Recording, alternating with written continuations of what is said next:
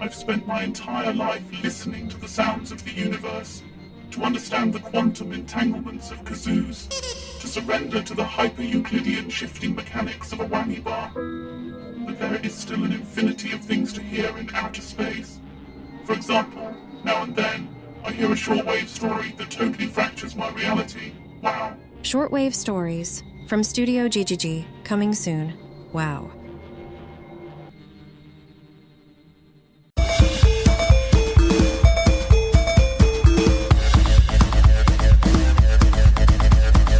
Hello, and welcome to Creativity to GG.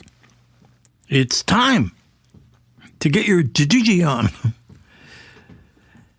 On this podcast, we talk about all things to do with creativity, the flex and the flow of business, the art and the practice of being an artist, being a working artist. So if you're a composer or a writer, an actor, a voiceover, a producer, if you do soundtracks for advertising or video games or whatever you get up to, if it has to do with sound and soundtracks and producing voiceover performances, directing, writing, audio dramas, whatever you get up to, if you're interested to any of that stuff, you are going to want to listen to this podcast. We have a lot of really interesting things going on. My name is Chris McHale.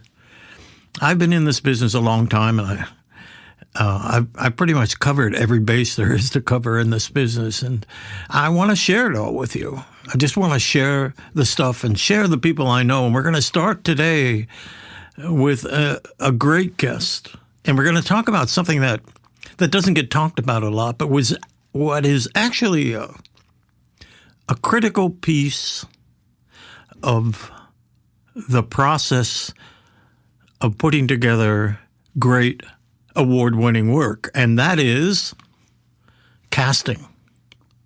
Casting. Finding the right voice. It's where you start, and we'll talk about all that.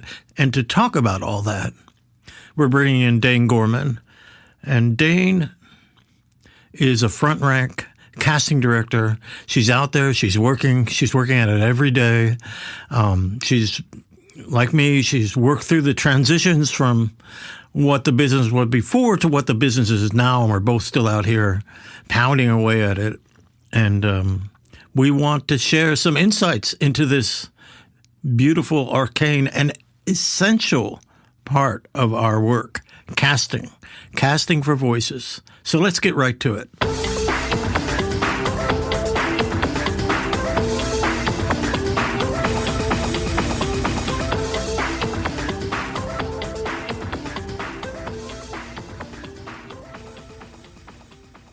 Dane Gorman is the founder and CEO of Speaks Casting. Dane, say hello. Hello. Hello. I'm so happy you joined me. Dane and I have been working on a project called Song in Space, which has been an epic project, and it's just fabulous. And she worked very hard to get these voices together. And the cast, I think it's like in total, when you look at all 8 episodes, it's going to be over 20 voices, but there's a core 7 or 8 voices that are just fantastic. I mean, it's really, really incredible. When it comes to a storytelling as complicated or complex as and nuanced as Song in Space, I mean, just no way. No way, just no way. You can use anybody but incredible voice actors to really communicate a story like this, tell us a story like this. Well, and the longer we've gone working on Song in Space and actually doing some of the recording for episode 1, now when I hear the actors' voices when they're auditioning for me for something else, all I can hear is their character in Song in Space because they have become the character, and it's so good. Oh, that's incredible. I know what you mean. We did Song in Space by just casting it first. And, we cast the first episode. And then I had to slog through for about 9 months writing the other 8 episodes. As I was writing, the character voices were there. It became easier and easier because I knew exactly what the characters sounded like. So, if you're going to do a big audio drama, I suggest you get your voices first. That's my recommendation. And I also suggest you call Dane, because she's really a genius at this stuff. I'm so touched. We actually go back a long way. Yes. I mean, what would you say? How many years? Ooh. Or you don't want to say how many years? Generally. Let's keep it young. Yeah. All the way back to like 2016, I think. We've been in this business a long time, and we both have had a lot of success in this business, and we have both worked with some of the outstanding top-of-the-line audio content creatives. My company, McHale Barone, was a big audio content company in New York. And Dane, give us a little bit of your background real quick. Well, the reason I became a casting director was because I was an in-house advertising agency music producer at Young and Rubicam long while ago. And the department had the music producers actually produce the audio for the radio spots. And a lot of people in my department didn't like the radio. And I was like, I love radio. I mean, we had so much fun in a session with some of the best engineers like Arnie Rosen and some amazing people. And I said, I'll do it. I'll do the radio. I'll do the music too, but I'll do the radio. Bring it on. And from there, Bart Radio hired me to be an executive producer for his company out in Seattle, Washington. And I did that for several years. But while I was there, we were getting casting in from other casting directors. And I kept going, I'm not really happy with this casting. I really think we could do it better. And I ended up doing the casting at Bart Radio. And then when I left Bart, I decided to reinvent myself as a casting director in 2009. And I haven't regretted a minute of it. Well, I think you're incredible. I owned a casting company at one time, and I wish you had worked with me because I really like it. And we've had some great casting directors, but I've always liked casting directors who listen and sort of get the creative aspect of this. And it's everything to me as a writer. I also play guitar and, a composer, and the voices are just like my instrument as a creative. They add to it. I get a real rush when I hear voices and I start working with them. And it's really magic. We're not only talking about radio. I mean, we're talking about advertising, yes, television, film, animation, video games. I mean, it's a big, vibrant field that is under a lot of stress right now. Can I tell one funny story really fast? And then we can go back. We can talk about the future and the state of things today. Yeah. But I was working back, this is a long time ago, at a session where the writer, it was for soft drink. I'm not going to name the product. And the creative really wanted the person to sound like they were upside down, drinking some soft drink and talking at the same time. Oh, wow. And so we're like, okay, we'll just record the voice and then we'll play around with it and we'll try to add things to it. And maybe, the slogging of the drink, and we'll make it work in post. We don't have to get, the actor too involved with this, but the creative and her assistant were adamant that this be real. She wanted us to turn the talent upside down and have them record speaking upside down. So right. I digress. But anyway, that was a real fun one. Yeah, you just had to go to Barnum and Bailey Circus. I'm sure there would have been actors there that would have loved to do it. There's actually, that's a funny story, but I do understand where the writer was coming from a little bit. I remember we did a spot I think it was like a Halloween spot or something, and the actor was supposed to be bobbing for apples. So we did it. We got a big bucket. We got some apples. Joe Barone went into the studio.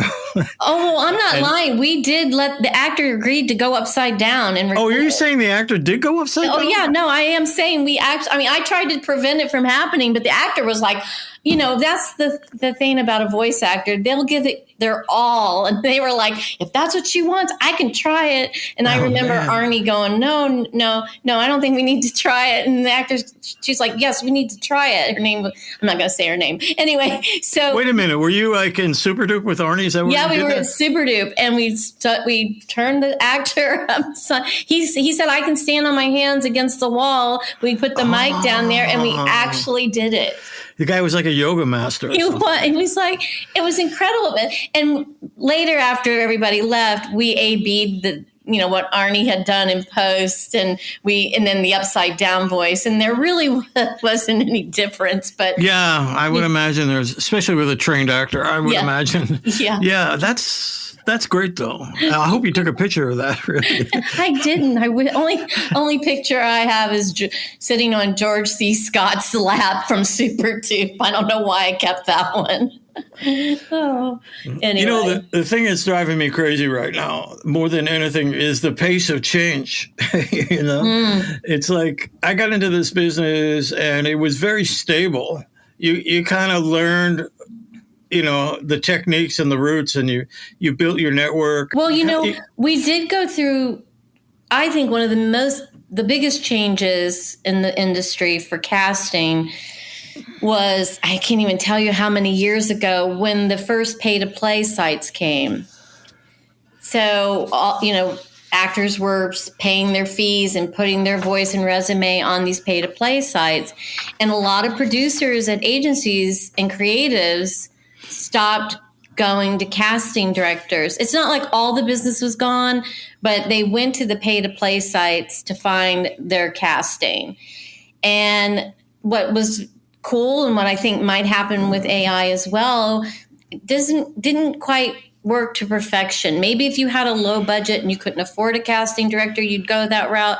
But all the business ended up coming back to the casting directors, because the producer and the creatives don't have time to listen to 200 voices. Yeah. It's like, I know in the old days when we were in the city, when I was a young guy in the city, to make some money, I joined Central Casting. Oh, yeah. And you literally would sit in a room down there all day reading newspapers and reading books. And, and somebody would look out the window and say, hey, you would come up here, and they would give you a little card and you go, you would do the job. There were be 100, 150 people in the room, and you're just kind of waiting, and I think that, that's what you're talking about. Like, you go to one of these paid places, and you're there's 300, 400, maybe 500 auditions. So it's really crazy. As a producer, I don't know. I have not had much success. I hired one voiceover when I was in a jam, but you need. I'm really a big fan of casting directors. It's not even like casting directors. It's just the whole process of collaboration, I think, is so important in creativity. Well, and I think a lot of times producers are overwhelmed, and their turnaround times have changed drastically because technology has gotten so good. So used to, you have a week to pull in some voices and really work at it. But now the turnaround times sometimes are the same day. I need a guy that sounds like, action figure, hero dude, deep voice, villainous, and I need it in 5 hours.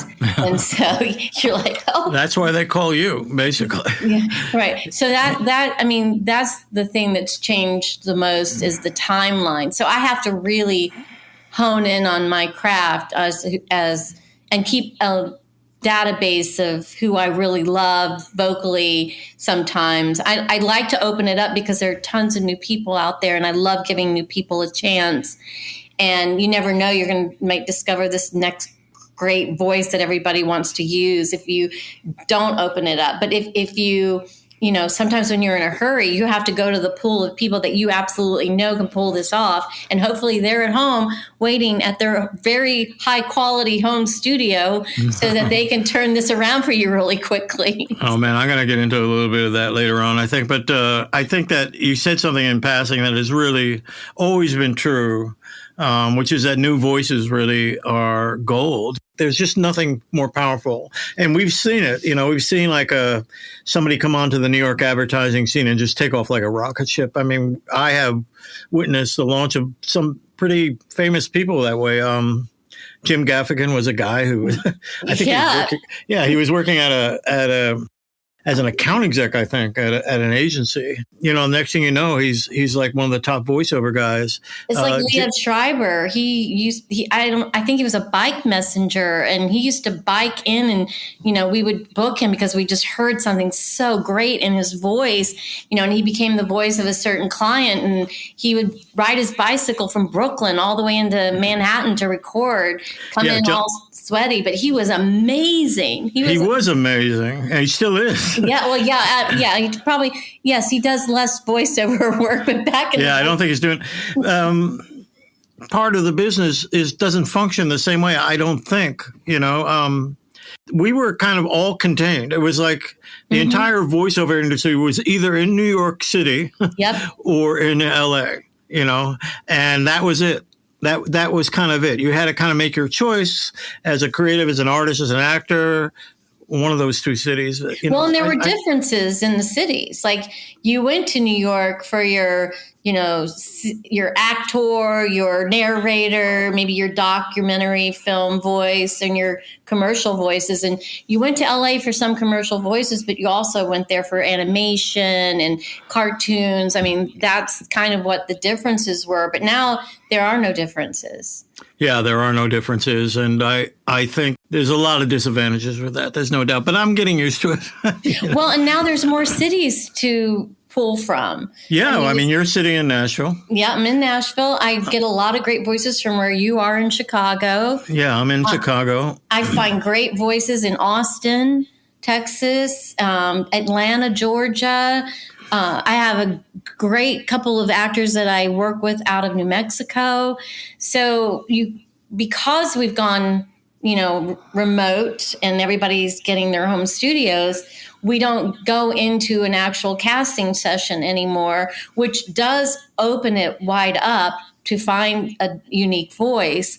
I do miss those days where we had a casting session and you brought in your 20, 25 people that you thought were amazing, or maybe the agent would throw a new person in, and then they came to you and you directed them through the audition, and then you tightened it up and you sent it to, the creatives, and it was... Yeah.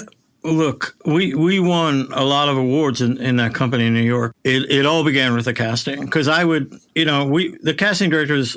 If we got busy, the casting directors would do their thing, and we had some great casting directors over the years. But as a director, I wanted to do the casting as much as possible, at least part of it. I mean, if it's going to be a 60-voice session, it was hard to get in there. But I would go in for direct something. It would really help me, refine the script, find out what we really are looking for. It was a process. And we've taken a lot of that process out, and it's been difficult to replace, honestly. And who knows better, like you being the director at your company and the creative, you know exactly what it is you're looking for. Yeah. As a casting director, I've got to interpret what you're looking for, and then I give it to an actor, and then they're interpreting what I interpreted, what you said you wanted. So right. The cutting to the chase sometimes is amazing. And I do know a few advertising agencies that would love to get back to that. Well, if they in this marketplace, if you want to be competitive, that should be part of your process. That's the way I feel about it. I don't care what anybody says. It should really, process is really important to creativity, and creativity is a competitive edge. So, I doesn't surprise me to hear that agencies and people like that are stepping back a little bit. There was some other aspects of that process that was sort of fascinating to me. Like, for instance, basically the rule of thumb was an actor would go into a booth and he'd read the script twice. He'd read it once, and then you'd give them some direction, and then he'd read it a second time, and then they were out. It was like, thanks. Exactly. And then we had this magical thing we call a callback, which is like, we would, out of the, let's say, 50 actors we auditioned, we'd bring back 2 or 3 and just kind of like really, drill down on it until we found exactly what we were looking for. And, sometimes we throw in some wild cards, if we hadn't heard. It was just, by the time we got out of the casting session, I was halfway there as to how I was going to direct these spots. I kind of knew what we were looking for, and I could start hearing it, start getting it in your ears. And all of that began with casting.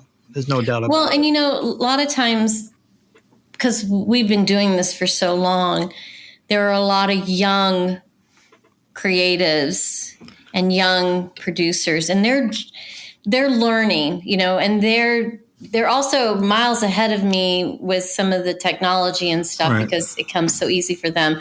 But they're learning the process still works the way we were kind of doing it. And I think if I could give an actor any advice as they're growing and learning this industry, not people who are already doing it, is make yourself versatile. Really, really take acting classes. Don't take a voiceover class. If you want to take a voiceover class, take a voiceover class that teaches you about the industry, but not how to interpret or read a script. Because a lot of times I'll get auditions back and they've all gone to the same voiceover acting class. And so they emphasize every word the same. The cadences are all the same and nothing sets them apart. So I would just say hone your craft and become versatile. Take an improv class, take acting class, do some theater. Just, give yourself the opportunity to show the creatives and the casting directors that you can take direction and you can change your approach instantly if they're not happy with it. And that's sometimes that's lost on people. Sometimes I think when people see the casting specs, they get in a hurry just to throw the audition back, and it's like they didn't even read the specs. If I feel like I'm working with an actor who can take direction, then I feel like I'm going to be able to get a performance that is going to make my clients happy. Basically, it just comes down to that. I'm assuming that anybody who steps up to a microphone and auditions is, ready to do some basic sort of stuff, which is not the case.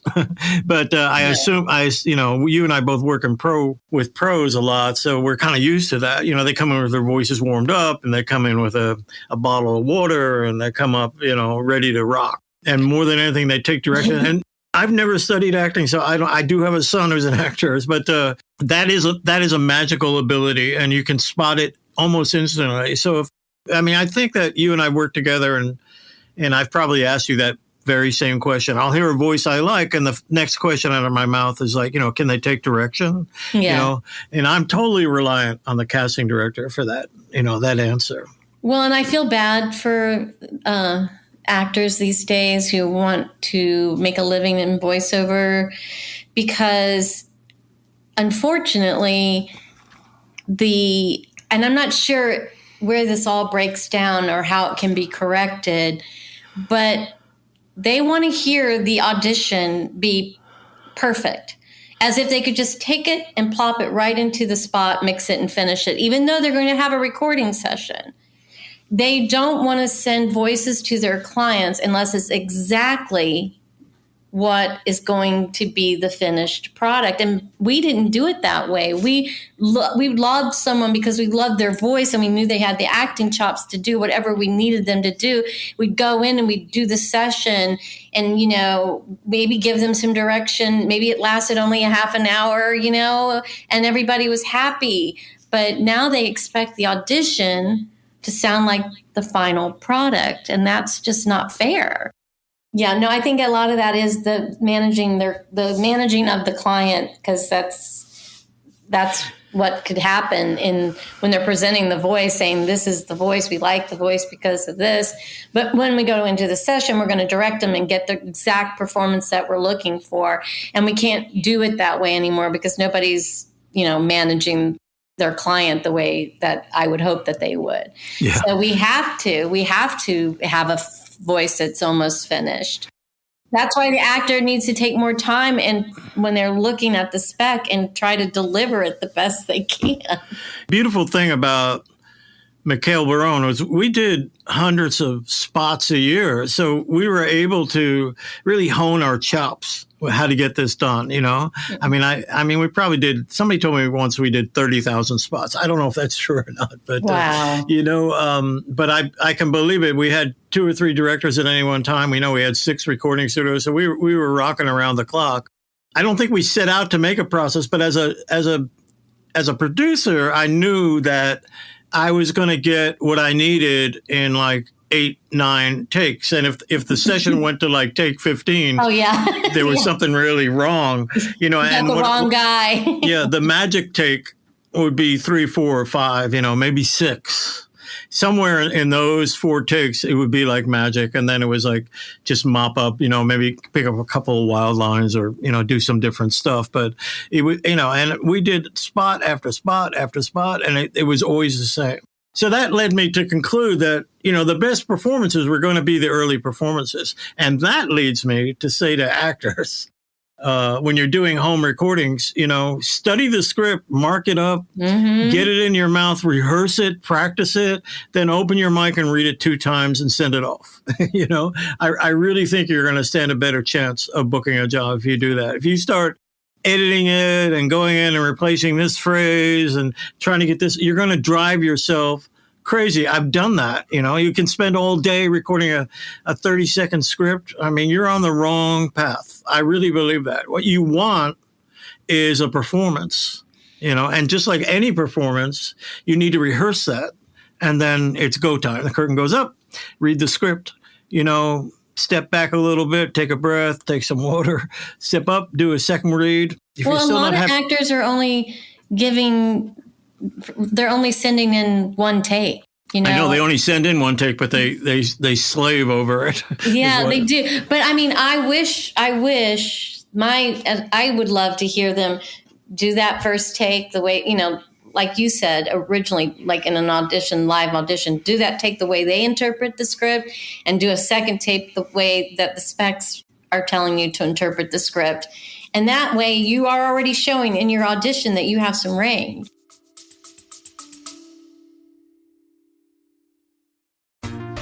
Step into a world of wonder and imagination.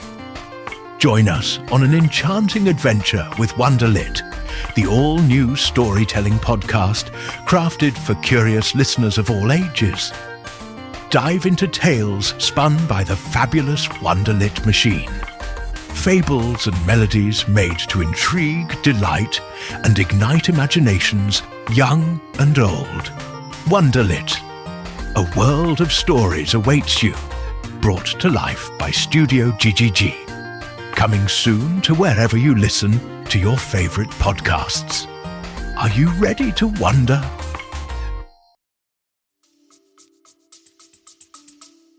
Okay. This is where the process is a little awkward, and I think why agencies are backing up into live auditions, because really you need a director in between those 2 takes. You know? Yeah. It's like the actor comes in, he studied the script, and I mean study the script. And we could get into details sometime about how scripts are marked up. But you know, the best actors come in with those scripts marked up. They've really thought about it, they've analyzed it, and then they go and they perform it. Then the director says, like, you know, that's pretty cool. I like that. You know, why don't you try this? Or, you know, you kind of got that wrong. Maybe we should do this a little bit. Or that's not what we're looking for. I'm looking for more like this. And then the actor does another take. And, you know, for me as a director, it's like the way they react to that is going to tell me the whole story. And the good actors will alter their read right on the spot. That gives me the confidence that when I'm in a room or online with 25 clients breathing down my neck, the actor is going to be on my side and we're going to be able to find this, because my direction is one part of it, but the client direction is a whole other part of it. Yes. You know? It's like you said, you know, I don't think hanging the guy upside down is a good idea, but you know what? You guys did it because that's what the client wanted. And you're like, okay, you know what? Can you do a handstand? Yes, I can. All right. I think I remember Arnie telling me that story, actually. Yeah, he's like, I have seen it all now, for sure. It's definitely a challenge these days because there's not just the casting director, there's the agent, the talent, the casting director, the creative, the person who wrote it, the business manager who's managing their client, the producer. It's just, all these people that you have to satisfy. So Do you do callbacks? I do. Yeah. So how does that work? How does the callback process work? Well, it depends on, some agencies want to do a directed callback where the creatives love the voice, but the performance isn't quite right. And they want to make sure that the talent can get, where they need them to be. Sometimes they'll give me notes and then I'll do the callback. So it just depends. And I had this wild idea, and I don't know, this might be something I'm going to experiment with in 2025, because we have to keep changing if we're going to stay relevant in this industry, is I'm thinking that, with everyone having home studios, most people, if I let the agents know that these are the people, year 5, year 4, year 3, year 1, that I think would be perfect for this commercial, have them call me before they lay their audition down. And then we'll talk through it. They can record while we're on the phone, and then they can do a couple of takes. And then I can say, I liked 1 and 4, send that in as your audition. And then I can tighten up my auditions so that I'm really sending, like, back in the day we usually sent 20, 25. Now I get people asking me for 50, 60, 75, 100. And it's like, it's hard to pick someone if you're listening to 100 voices. But I want to make people happy. That's me. I always try to please. So I'll give you as many as you want, or, but sometimes it just sounds like the same person doing it 50 times. But yeah, I think it would be better if I could perfect it as if I'm having an in-person casting session and tighten it up so that there are less options, but there are 25 great options. Yeah, what you're saying makes sense, and it just really sort of points out something that's kind of obvious, which is that we all just kind of like drift. There's like a digital drift. Mm-hmm. It's like, oh, this is what's going on. Oh, I'm going to have a home studio. Oh, we can't do this. But actually what we're looking for is a virtual studio, because the process that we had was perfect. As perfect as it could get. It was an exact process, and it produced incredible creativity, if that's your goal. I don't know if that's as much of a goal as it used to be, but it's like you're just talking, you're talking about like something like, it's an innovation, but it's not really. It's a renovation. It's like you're going back to the way we did it before. It's just a matter of using the technology differently. I've got huge problems with people in their home studios. Okay. Mm-hmm. That is a huge problem to me. It's a huge problem for the studio on the other end, where the agency has gone with their creatives in their studio, and then they're patching in with the voice in Chicago, and they're in LA, and the guy says that he has a broadcast quality home studio and he doesn't. So that's the problem. People go to college and get degrees in audio engineering. Like my son. Yeah. And hire him. He'll help you set up a home studio. Yeah. Like, what's his name? Shane. Okay.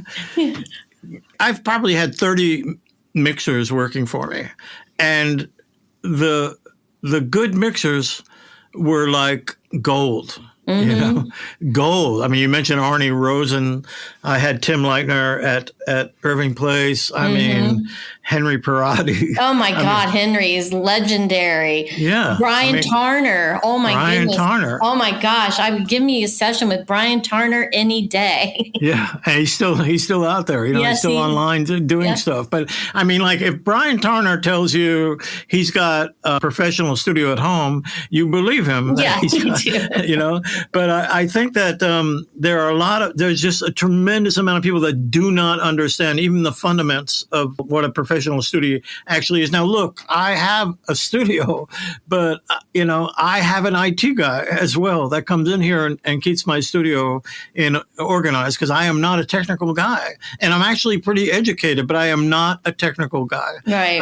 And I say that because when you're online doing some pro voiceover work, and, some of the work you and I work on, there's millions of dollars on the line here for some of these projects. And you can't have a technical glitch in the middle of it. And the amazing thing is that, with the thousands of sessions you've done and the thousands I've done, we can guarantee people that there will be a technical glitch. Even if you're working you're actually all in a room and you're surrounded by the top equipment and the best engineers and everything, you're going to have a technical glitch. And the thing that separates the real studios from the less than real studios are how you handle that technical glitch. Because clients are going to give you 5 minutes. They're not going to have any, especially when they're paying for something. So, and that's a tremendous amount of pressure on talent, because you got to go in front of a microphone, you got to perform, you got to do the right voice, you got to do your thing. And then it's like, oh, now you have to take off that hat and put on a technical hat and crawl underneath your desk and fix what's going on. Well, and you got to pray that there's no construction going on in your neighborhood either. So. Well, that's like okay. So there you go. Like, look, you got to have a microphone in excess of $1,000. You got to have a voice booth that's going to cost you $15,000. You got to have some kind of digital interface that really works. That's going to cost you a couple of $1,000.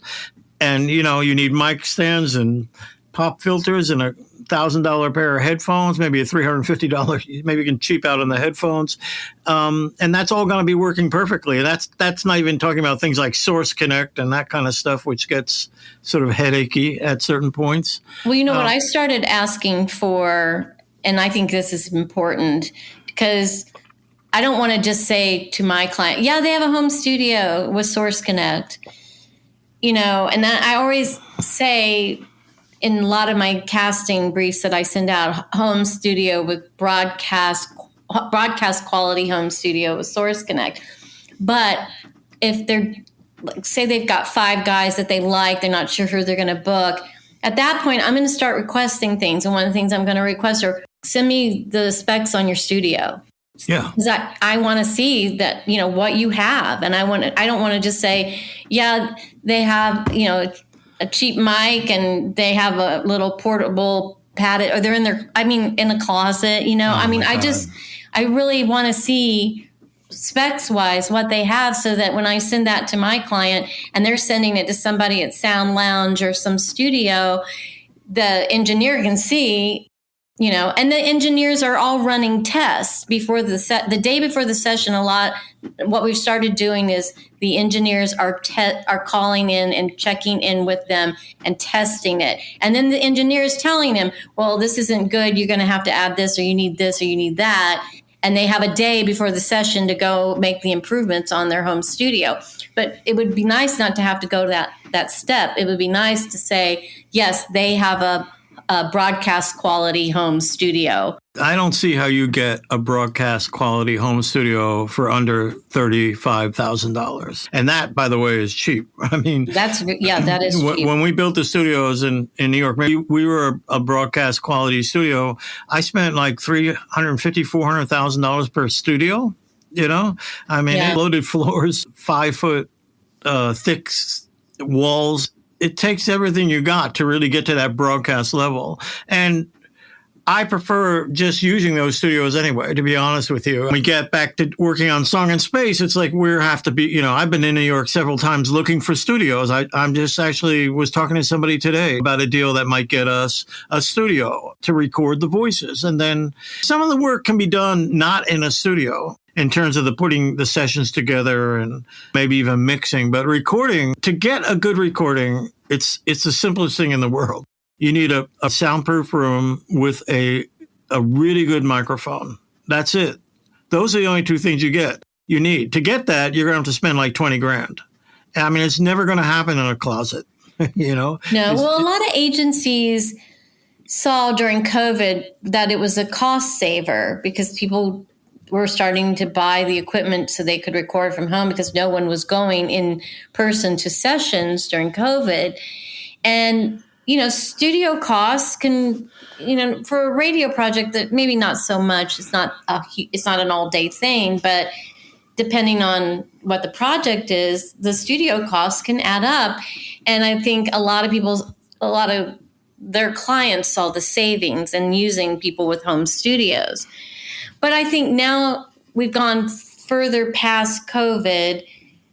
More and more agencies we're sending people into a studio.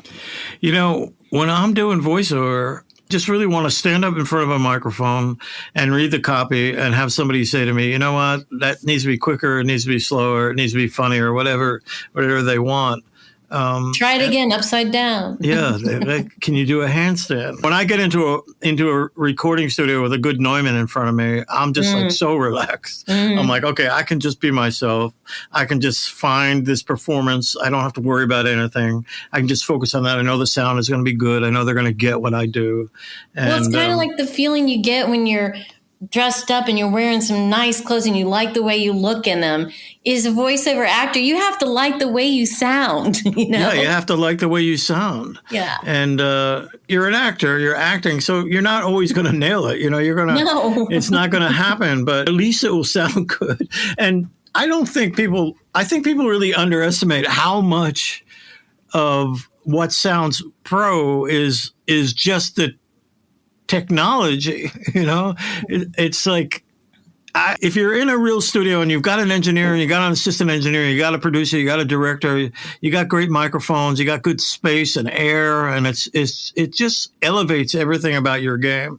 Whether you're an excellent actor or not, you're going to be better in that situation. There are a few of those, I'm not going to name names. There's some guys that have been around for a long time, those announcer voiceover guys that just get copy faxed to them and they just shoot it back to the client, and it's done, that have these really amazing studios, and they're, it is available online to find them and what they ask you, what's required of you to purchase, but if you're going to start in the voiceover industry, it's going to be an investment. You're going to have to invest some money. Yeah, I know some voice talent that have incredible studios, and they've made the investment, and they can sit in their studio by the lake out in in their pajamas with their cup of coffee. Even back in the 90s, I knew people that were doing that. They would spend like $100,000, which I think is really the number.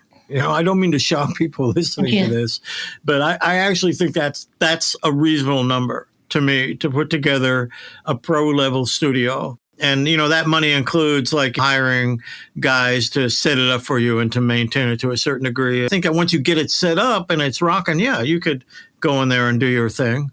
You could also rent it out to other voiceover people in your area because, and make some money back on it. I know a lot of actors who, like, say they're in Huntington, West Virginia, just to throw out a place.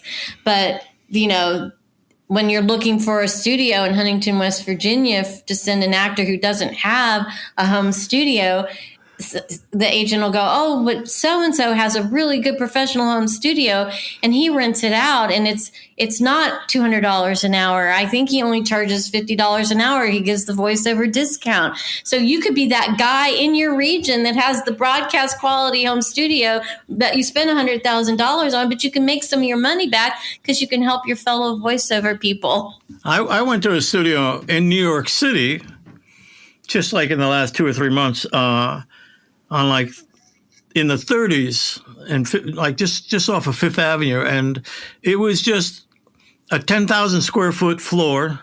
with 10 vocal booths and 10 Pro Tools systems and 10 Neumann microphones. And you could rent That's a very smart person who did that. You could rent it for $50 an hour. That's amazing. So it really is where I end up when we talk about this stuff. You got to get a studio. And that's really a conversation for the clients, not the talent. You got to get a studio. There's studios all over this world that will rent you a studio. And I've done a lot of shows in $100 an hour studios.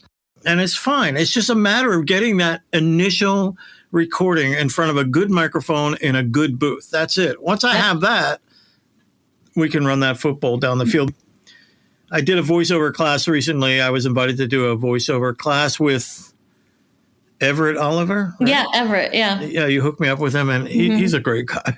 And it was really fascinating to me. But the most fascinating part to me were the questions I was asked after. And there's a lot of people out there that are getting a lot of the wrong ideas. I started doing pro work. I was like an assistant radio producer at an advertising agency.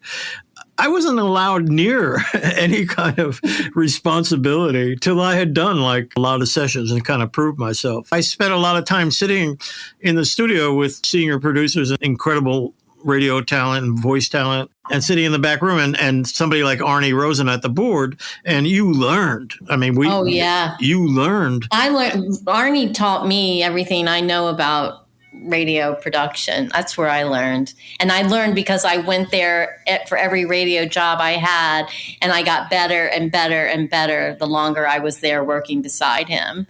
And I had the confidence to go out then on my own and like, I can do this, But I feel sad. I feel bad for the voiceover actor today because it is oversaturated. There's so many people trying to get into voiceovers because somebody's told them, oh, it's so easy and you can work from your home. And some people are going to rise to the top because they have this unique voice, or they're really a good actor and their natural abilities come out. But not everybody should be a voiceover actor. Yeah, it's a talent.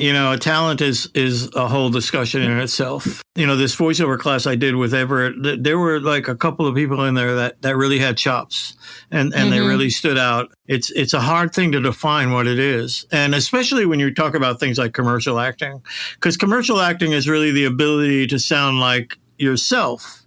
And so that when people listen to you, you're not just trying to sell a product. You're believable. You're trustworthy because you sound like their next door neighbor. Yeah, you sound like the guy next door. You know what's impressive about that class that you taught? You were telling me there were a couple of guys there that have really good chops.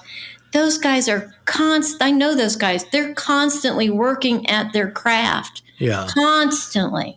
There's no magic here. If you decide you want to be a voiceover, first of all, call me, and I'll try to talk you out of it. I think that it's you need to work it. Look, I'm a guy who started working when I was 14 years old.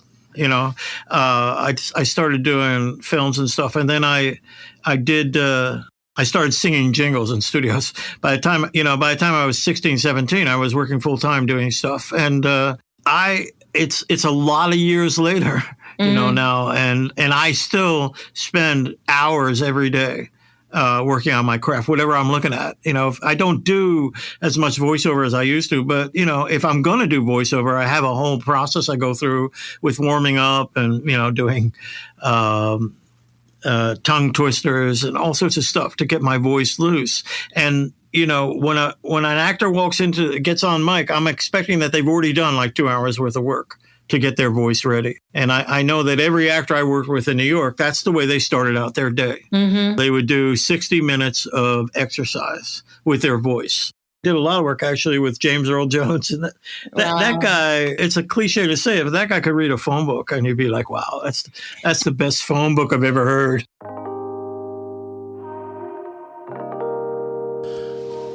Luke, I'm your father. See that?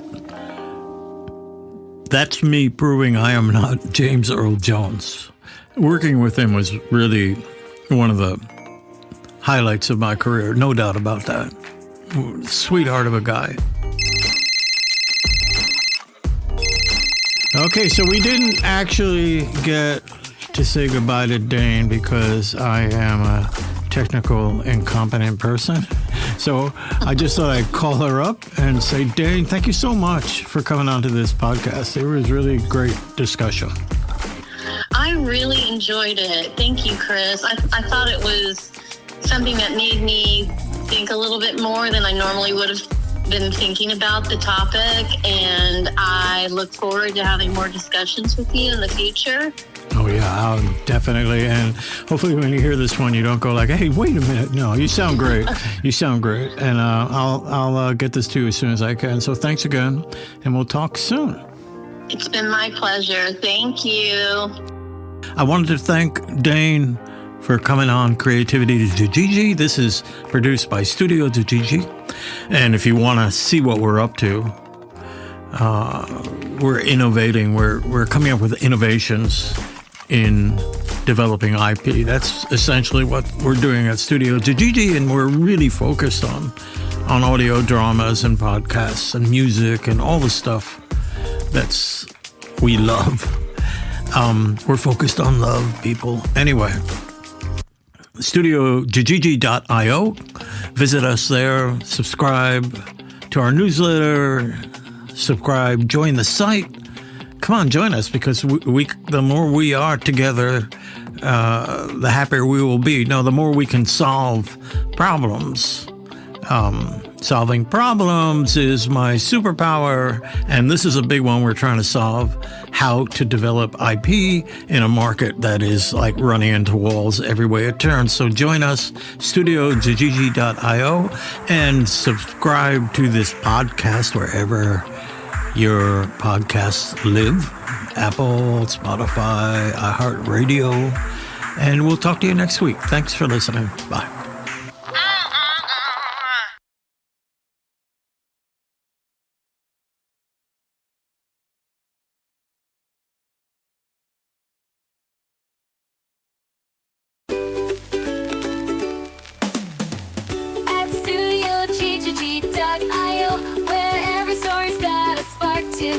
From whisper soft to a mighty roar, step inside and hear so much more.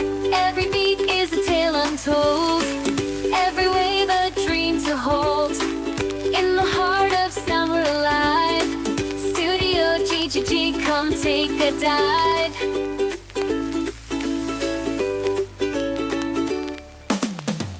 At studiogg.io, where every story's got a spark to glow. From whisper soft to a mighty roar, step inside and hear so much more.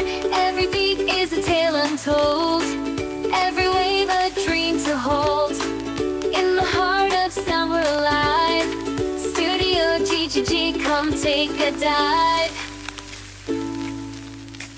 At studiogg.io.